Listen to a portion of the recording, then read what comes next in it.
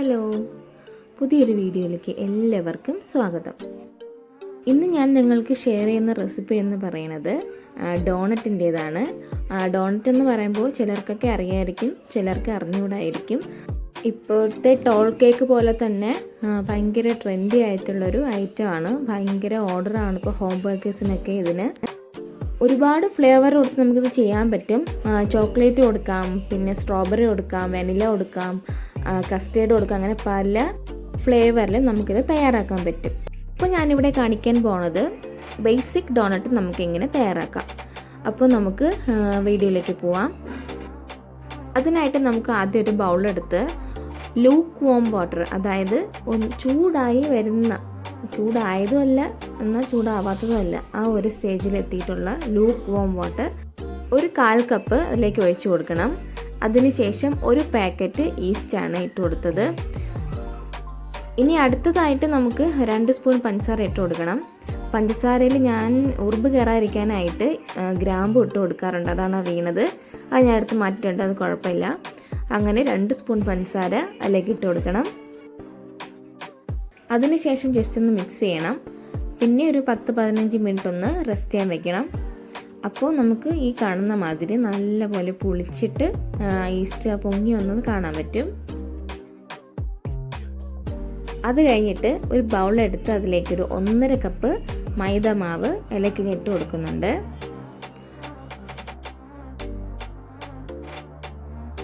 ശേഷം അതിൻ്റെ ഒരു നടുഭാഗത്ത് ഒരു കുഴി ഉണ്ടാക്കി അതിലേക്ക് ഒരു മുട്ട പൊട്ടിച്ചൊഴിച്ച് കൊടുക്കാം.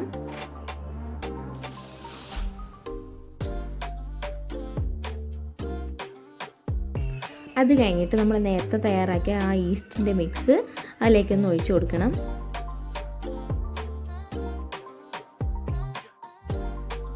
ഇനി നമുക്കിതിലേക്ക് കുറച്ച് ഉപ്പിട്ട് കൊടുക്കണം. ഉപ്പിട്ട് കൊടുത്ത ഉടനെ തന്നെ നന്നായിട്ട് പെട്ടെന്ന് മിക്സ് ചെയ്തെടുക്കണം. ഈസ്റ്റ് ഒഴിച്ചതുകൊണ്ടാണ് നമ്മൾ അങ്ങനെ പെട്ടെന്ന് മിക്സ് ചെയ്യണത്. മിക്സ് ചെയ്തതിന് ശേഷം കുറച്ച് വെള്ളവും കൂടി ചേർത്തിട്ട് നന്നായിട്ടൊന്ന് കുഴച്ചെടുക്കണം.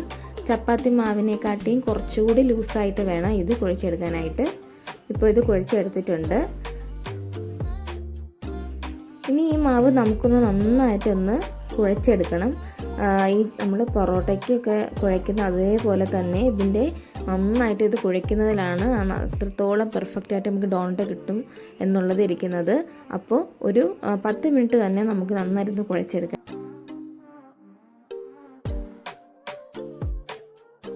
10 മിനിറ്റ് മാവ് കുഴിച്ചതിന് ശേഷം ഗ്രീസ് ചെയ്ത പാത്രത്തിലേക്ക് നമുക്ക് ആ മാവ് വെച്ച് കൊടുക്കാം. ശേഷം അതിൻ്റെ പുറത്തേക്ക് 1 സ്പൂൺ എണ്ണയും കൂടി ഒഴിച്ചിട്ട് നന്നായിട്ടൊന്ന് സ്പ്രെഡ് ചെയ്ത് കൊടുക്കണം.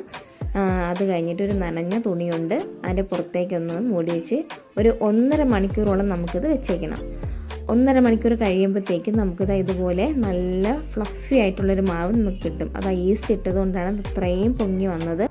ശേഷം നമുക്ക് വീണ്ടും ഇത് കട്ടിംഗ് ബോർഡിലേക്ക് ഇട്ട് കൊടുക്കണം. അത് കഴിഞ്ഞിട്ട് ആ ഒട്ടൽ മാറുന്നതിനായിട്ട് അതിൻ്റെ മുകളിലേക്കും അതിൻ്റെ അടിഭാഗത്തേക്ക് നന്നായിട്ട് മാവിട്ട് നന്നായിട്ടൊന്ന് തട്ടി കൊടുക്കണം. കട്ടിംഗ് ബോർഡിൽ നിന്ന് ഒട്ടാത്ത രീതിയിൽ മാവിട്ട് ഇതുപോലെ ഒന്ന് വീണ്ടും ഒന്ന് ഉരുട്ടി എടുക്കണം. ഇനി നമുക്ക് അതിൻ്റെ മുകളിലേക്ക് കുറച്ചുകൂടി മാവിട്ട് കൊടുത്തിട്ട് ചപ്പാത്തിക്ക് പരത്തുന്ന മാതിരി ഒന്ന് പരത്തിയെടുക്കണം. എന്ന് പറഞ്ഞാൽ ഇത് പരത്തിയെടുത്ത് കഴിയുമ്പോൾ ആ മാവിന് ഒരു 1/2 ഇഞ്ച് തിക്നെസ് വേണം. ആ രീതിയിലൊന്ന് പരത്തിയെടുക്കണം. അപ്പം നിങ്ങൾക്കൊരു ഡൗട്ട് ഉണ്ടാവും, തിക്നെസ് കൂടുമ്പോഴത്തേക്ക് അത് അകത്ത് കുക്കാവോ ഇല്ലേ എന്നുള്ളത്. അപ്പോൾ ഡോണറ്റിൻ്റെ പ്രത്യേകത എന്ന് പറഞ്ഞാൽ എത്രത്തോളം തിക്കാവോ അത്രത്തോളം പെർഫെക്റ്റ് ആയിട്ടുള്ള ഡോണറ്റ് നമുക്ക് കിട്ടും. അപ്പോൾ നമുക്ക് ആവശ്യമായിട്ടുള്ള അത്രയും തിക്നെസ്സിൽ മാവ് പരത്തിയെടുത്തതിന് ശേഷം ഇതുപോലത്തെ ഒരു വട്ടത്തിനുള്ള ഒരു പാത്രം എടുത്തിട്ട്, അല്ലെങ്കിൽ കട്ടർ ഉണ്ടെങ്കിൽ കട്ടർ എടുത്തിട്ട് ഇതുപോലെ ഒന്ന് കട്ട് ചെയ്തെടുക്കണം.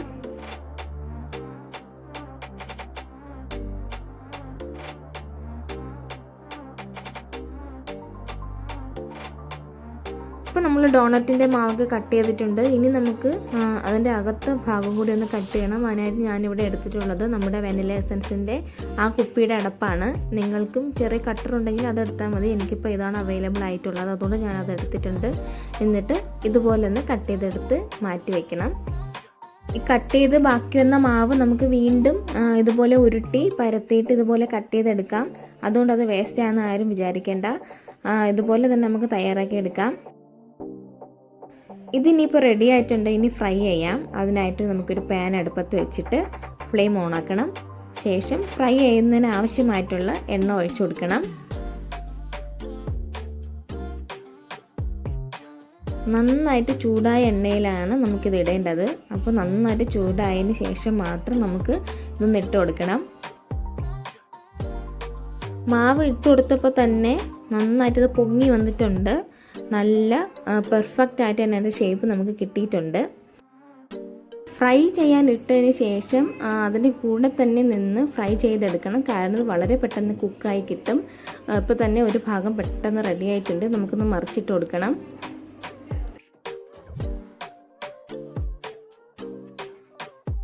വളരെ പെട്ടെന്ന് തന്നെ അത് റെഡി ആയിട്ടുണ്ട്. നമുക്കിതൊന്ന് കോരി മാറ്റി കൊടുക്കാം. ബാക്കിയുള്ള ഡോണട്ടും ഇതുപോലെ തന്നെ ഒന്ന് ഫ്രൈ ചെയ്തെടുക്കണം.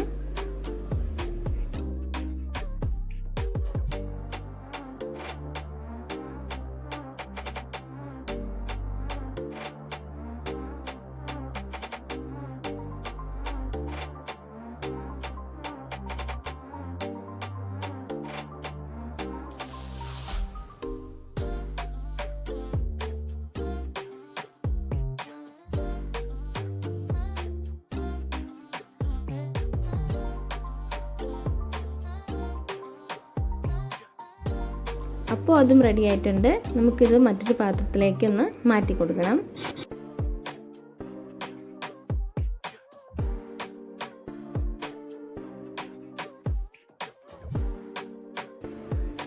നല്ല സോഫ്റ്റ് ആയിട്ട് സ്പോഞ്ചി ആയിട്ടുള്ള നമ്മുടെ ഡോണട്ട് ഇവിടെ റെഡി ആയിട്ടുണ്ട്. ഇതാണ് ബേസിക് ഡോണട്ട് എന്ന് പറയുന്നത്.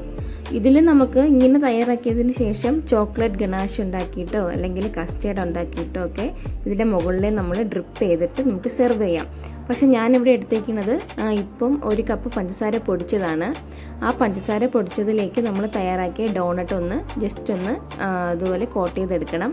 അപ്പോൾ ഇങ്ങനെയാണ് ഞാൻ സെർവ് ചെയ്തതാണ് ബേസിക് ഡോണട്ട് എന്ന് പറയുന്നത്. നിങ്ങൾക്ക് അവൈലബിൾ ആയിട്ടുള്ള ഏതെങ്കിലും ഫ്ലേവറിൽ നിങ്ങൾക്ക് ചെയ്യാം. ചോക്ലേറ്റ് ആണെങ്കിൽ ചോക്ലേറ്റ്, സ്ട്രോബെറി ആണെങ്കിൽ സ്ട്രോബെറി, അങ്ങനെ ചെയ്ത് നിങ്ങൾക്ക് സെർവ് ചെയ്യാം. അപ്പോൾ ഇതാണ് ഇന്നത്തെ റെസിപ്പി എല്ലാവർക്കും ഇഷ്ടമായെന്ന് വിചാരിക്കുന്നു. നിങ്ങൾക്ക് ഇഷ്ടമായെങ്കിൽ നിങ്ങൾ പ്ലീസ് ഒന്ന് ലൈക്ക് ചെയ്യണേ. അതുപോലെ തന്നെ കമൻറ്റ് ചെയ്യണം. സബ്സ്ക്രൈബ് ചെയ്യാത്തവരുണ്ടെങ്കിൽ ഒന്ന് സബ്സ്ക്രൈബും ചെയ്യണം. അപ്പോൾ പുതിയൊരു റെസിപ്പിയുമായി നമുക്ക് അടുത്ത വീഡിയോയിൽ കാണാം. ബൈ.